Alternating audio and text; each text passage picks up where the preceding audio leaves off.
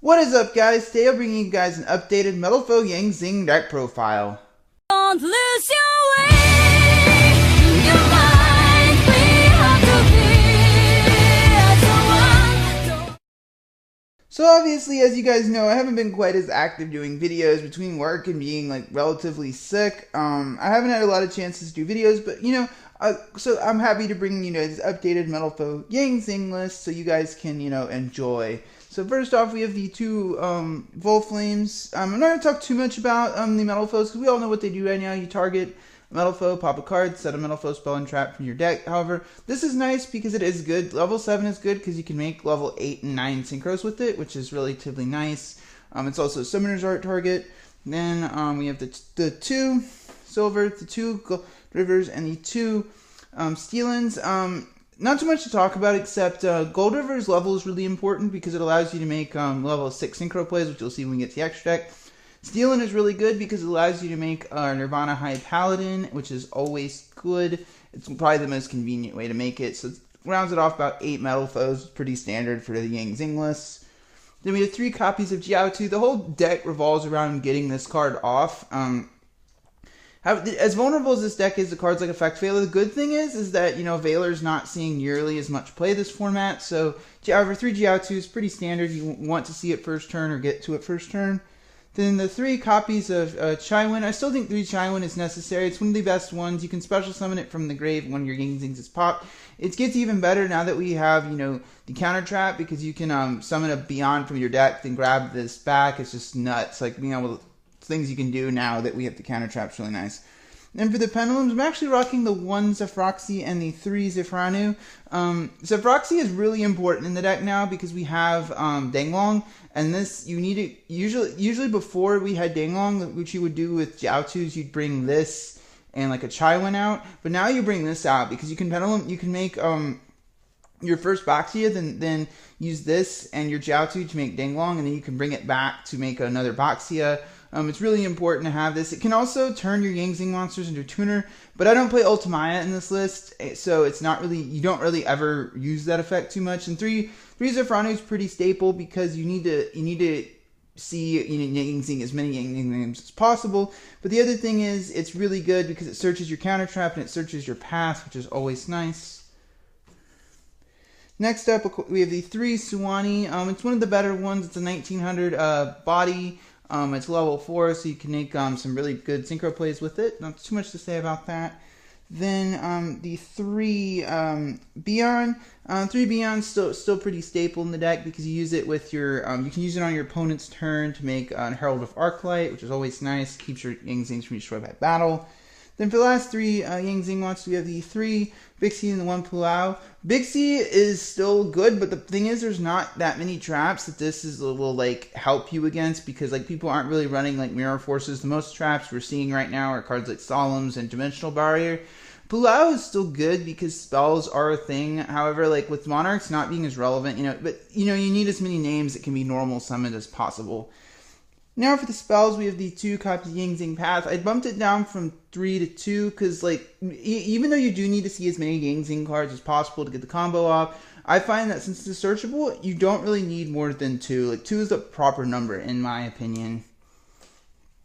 And the rest of the spells are a lot of 1-ofs. The 1 Metalfoe Fusion, I still like having this in here even though I don't run any fusion targets because you can pop it with Boxia, draw a card, which is always nice. I kind of like having that recyclable target with the Metalfoe cards in case you do get into a bit of a grind game. It's really nice. And then for one of my tech cards, the 1 Oracle de Zephyra, I really like this card in the deck because it allows you to search your Yang Zing Pendulum monsters and get that last piece you need to get the combo off. It's pretty. I like it in this deck. It's kind of like a really solid 1-of. Like, you don't need more than 1 for obvious reasons, but it's kind of nice being able to search out your Yang Zing scales. The 1 Soul Charge card's amazing in this deck. It can, you make some even more nutty boards than you usually make, and it allows you to come back in case of your play being stopped. The 1 Upstart Goblin, you need Upstart in this deck. Like, you'd run 3 if this was at 3. Like, you need this card because it allows you to dig in deeper into your deck to get the combo pieces you need. And for the last 2 spells, I have 1 Painful Decision and 1 Summoner's Art. The reasoning behind, running this instead of running the 1 2 Painfuls is that I find while Painful's good, you do only have 6 technically like about 3 targets in deck, so I find, and I kind of like having it like this. Like you can tweak it however you want, but I find that this is probably the most solid way to play it. And for the trap lineup, we have the 2 Metalfoes combination. I still like having 2 in here. I don't run counter, but like if you do light counter, you could trim one of these for this, because you really don't need more than 1 to resolve the normal combo. It's up to you, but I kind of like 2 as a personal preference. Then for the last trap, of course, we have the new counter trap from Vengeance, 9 Pillars of the Yang Zing. This card is really amazing. It's basically like an Infinity Barrier that allows you to shuffle the card back into the deck, which is amazing. It does require you to tribute to destroy Yang Zing on the field. The wonderful thing is it doesn't miss timing, and it can allow you to basically do some really neat plays with your like Chaiwen and the like. It's an amazing card. Like never ever run less than 3. Now for the extra deck, we have the 1 copy of Denglong. First, the Yang Zing. This card is absolutely amazing. It's one of the few Yang Zing cards we've ever... I think it's the first Yang Zing we've had that never misses timing. Being able to search any Yang Zing card on summon and then being able to float into another Yang Zing when it's sent to the grave is absolutely amazing. You really only need 1, because once you've... I've seen some of the OCG lists, they do run 3, but you really only need 1, in my opinion, and because you can recycle it with Path if you really need to. It's like, but you don't really need more than 1, at least in my opinion.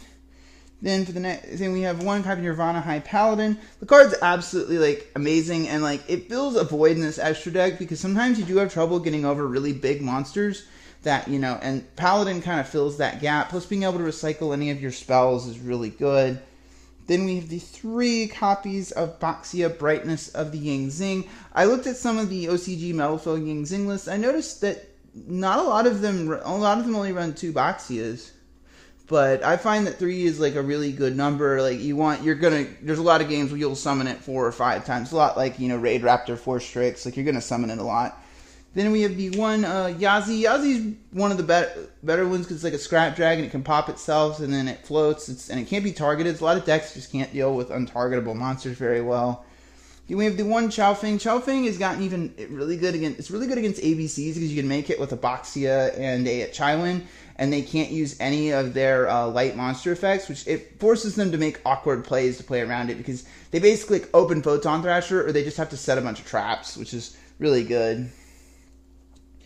And then we have the 1 Herald of the Arclight. As I mentioned, you usually go into this on your opponent's turn with your Vion and your Chaiwen after you've resolved the counter trap. Being able to have a Walking Solemn that can't be destroyed by battle, and also prevents your opponent from... It banishes when your opponent mills is really good.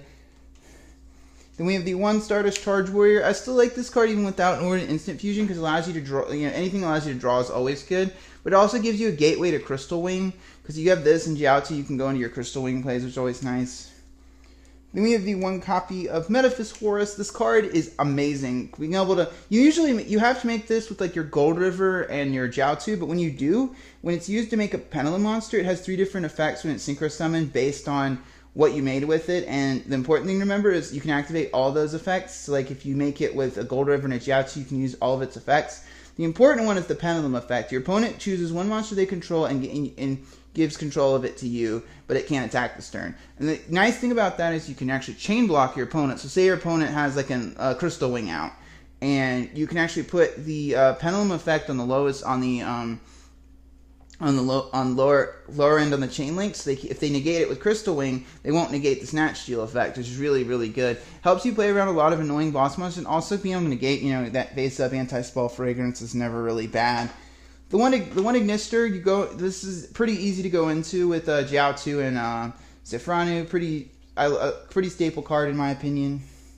The 1 copy of Crystal Wing Synchro Dragon. Yes, I don't play Ultimaya, but I think if you can go into the card, you should have this in your extra deck. A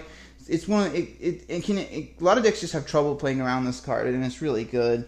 Then the 1 copy of Scarlight Red Dragon Archfiend. I really like this card because basically a lot of times I'll find that I'll end up making this instead of my 3rd Baxia when I'm going 2nd. So what you do is you clear your opponent's field, you go into this, and then you attack with your Baxia to leave your opponent at about like a pretty low amount of life, like 400 I think, and you activate Scarlight's effect and burn them for game. It's actually really, and sometimes you just need a board nuke to like get back in the game. Then, of course, we have the Spell Negates, last 2 monsters. Actually, the 1 Void Ogre Dragon and 1 Harbinger Titanic Galaxy. Typically, the way your board should end is with these 2 cards. You usually should end your board with these 2 cards and some other monsters, some other Yang Zing monsters on the field, and 2 of these set. That's basically how your field should end if you're playing it correctly. So yeah. So anyway, guys, let me know what you guys think of this updated Metalfoe Yang Zing deck profile. Do you like it? What changes do you think I should make? Let me know down in the comments section below. As always, thank you guys for watching. So, Storm signing out.